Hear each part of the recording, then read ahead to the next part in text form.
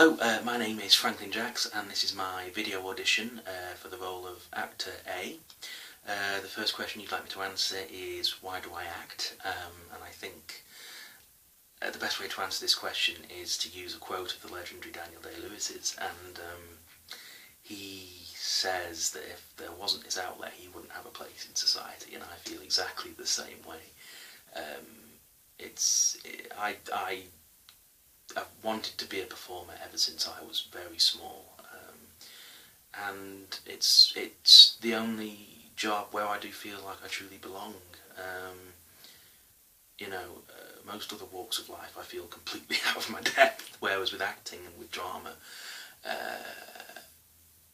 I feel more alive. I feel like I'm contributing something worthwhile to me and to whoever's around me. And it's a great way of exploring who you are as a person, and some of the greatest moments I've ever had have come when I've been on stage as playing another person. It's a wonderful creative process, and it's who I am. I think that's the only way, really. I think true actors and true artists can describe it. Acting is who I am. It's what I feel comfortable doing. It's how best I feel to express myself. So yeah, without this outlet, there wouldn't be a place for me in society. That's why I act. Second question is to talk about my favourite film growing up. Well, actually, my favourite film growing up is still my favourite film, and it's not really a film, it's a saga. There's 7 films, there's a spin-off, and they're making the 8th one now. Yeah, Star Wars. I absolutely adore those films. I adore them. I love the imagination. I love the universe that they're set in. I love the creation of them. They're just brilliant. They're absolutely brilliant pieces of filmmaking. And my first memories, I can remember the original VHS videotapes of the original trilogy in Blockbusters. Remember them? Yeah, in Blockbuster Video, and watched them. Brilliant. And then in 1997, Lucas did the special editions, and I just absolutely loved them. And then in 1999, The Phantom Menace came out, and I can remember the build up to that as though it was yesterday. I was 8 years old, and I was just so excited. But what was so awesome is the fact that it just seemed to take over everything. It was everywhere, and it was really hotly anticipated. And I can remember when we went to see it in the cinema. We tried a couple of times to get in, and we couldn't because it was sold out. It was that popular, and I wept, and my parents had to console me, and eventually we did get in after a few weeks, and it was wonderful, absolutely wonderful. And I'm a fan of the prequels, actually. I'm going to take this video audition to state my case here.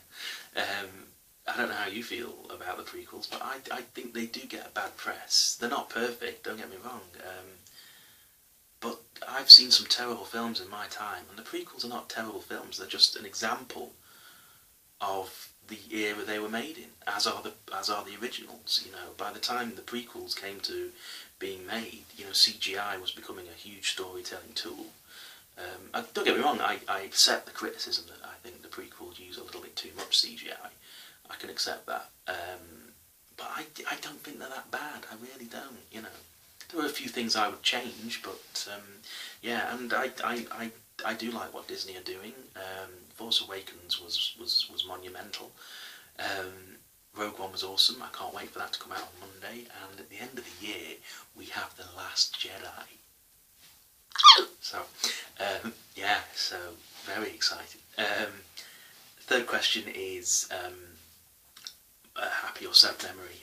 Well, as I'm about to do a monologue from the tragedy that is King Lear, I think I will talk you through a happy memory, and the one that stands out among many is my last performance at my college when I was 18. Our last performance was the end of year show, and this is when they handed out the awards to all the students that that had won one. Back at secondary school, I was never that popular. People didn't really care about me that much. The students didn't, fellow students. The teachers didn't really.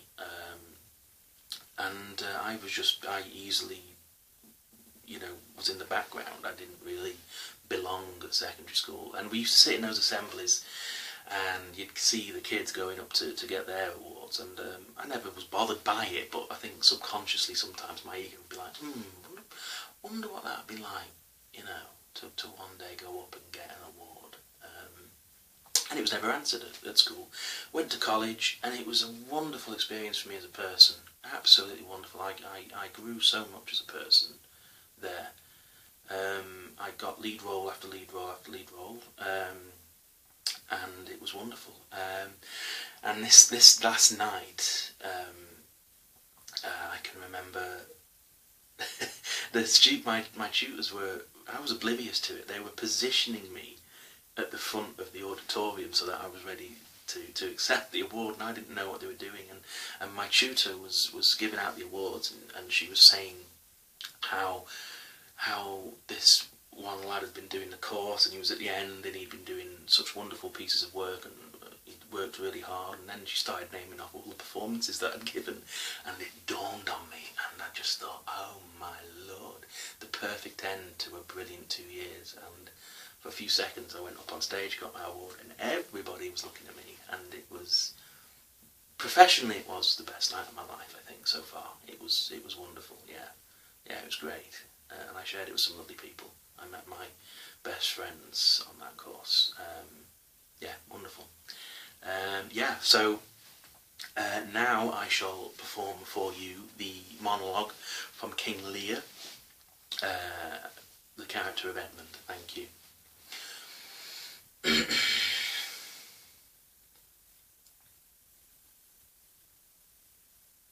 My services abound. Wherefore shall I stand in the plague of custom, and permit the curiosity of nations to deprive me, for that I am some 12 or 14 moonshines lag of a brother? Why bastard? Wherefore base? When my dimensions are well compact, my mind as generous, my shape as true, as of honest madam's issue. Why brand they us with baseness, bastardy, base? For in the lustful stealth of nature take far more composition and fierce quality than doth within a dull, stale, tired bed go to creating a whole tribe of fops got 'tween sleep and wake.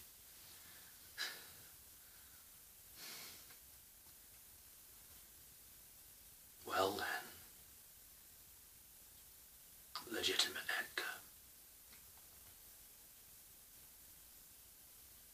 I must have your land,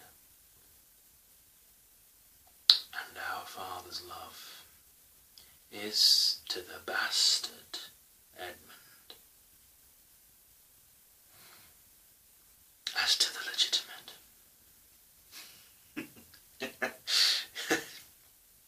It's a fine word, legitimate. And my legitimate, if this letter speed, my invention thrive, and Edmund the base shall top the legitimate. I grow, I prosper. Thank you.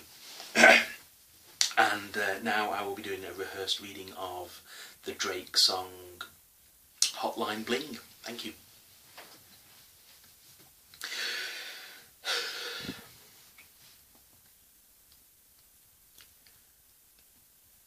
Ever since I left the city, you You and me, we don't get along. You make me feel like I've done you wrong.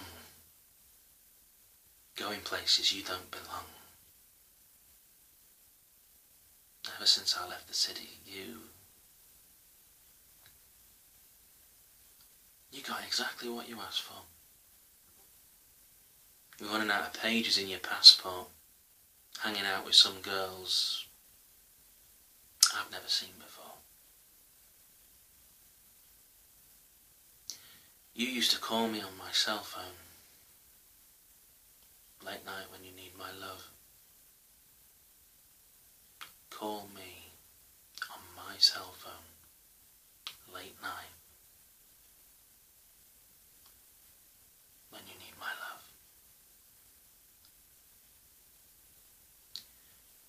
And I know when that hotline bling, it can only mean one thing. I know when that hotline bling can only mean one thing. Thank you very much. Thank you.